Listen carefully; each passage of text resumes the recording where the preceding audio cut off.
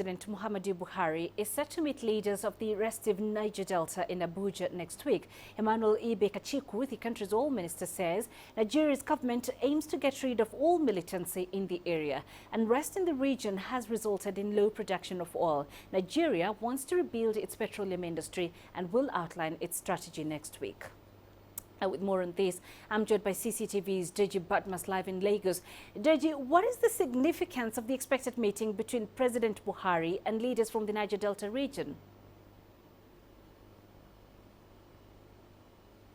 Well, Penina, the meeting is very, very significant. As a matter of fact, the importance of that meeting cannot be overemphasized when you consider what has been happening in the Niger Delta region of Nigeria, where the bulk of the country's oil comes from. Nigeria, the budget, the production benchmark, budget production benchmark now has been 2.2 million barrels per day. But, well, at some point, Nigeria's production level got to as low as 700,000 barrels per day. And you know, this country relies on oil to keep its economy going. At some point, as a matter of fact, Nigeria even lost its status now as the top oil producer in Africa to Angola. And one of the reasons why this country is going through the current recession and things are a bit difficult is because the country isn't making enough from oil. And basically the reason is, apart from the issue of price, we're seeing the price of oil pick up now.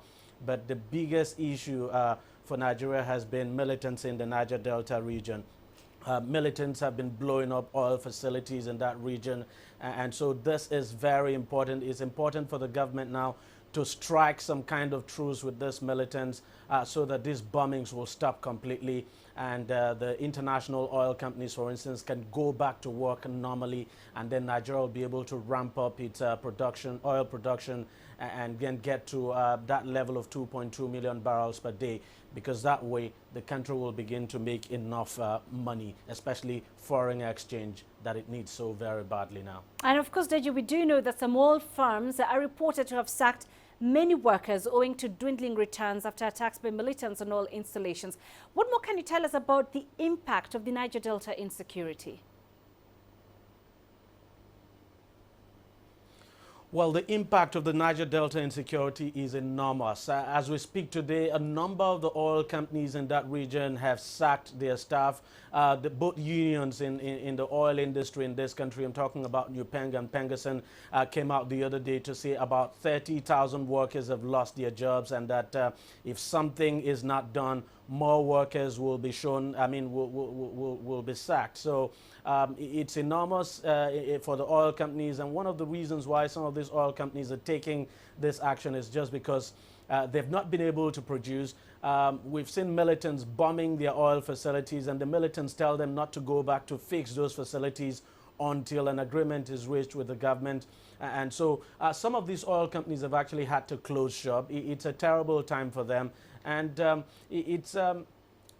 impact is indeed enormous. And it's one of the reasons why the government has decided it has to talk with the militants and it has to strike some kind of agreement. And as you're aware, the two major oil unions in the country have also said if the government does not do something to stop the mass sacking that is going on now in the oil industry, it would be forced to go on strike. And if that happens, well, some people say that will be some kind of double whammy now for the country, because if these oil workers were to go on strike, they will practically ground the economy down, and that will be very bad. So the impact is it's actually enormous, and that's the reason why the government intends to meet with these militants next week. And that is also the reason why, even before meeting the militants, the government has announced that it will spend $10 billion to develop that region of the country. Deji Batmas in Lagos, many thanks.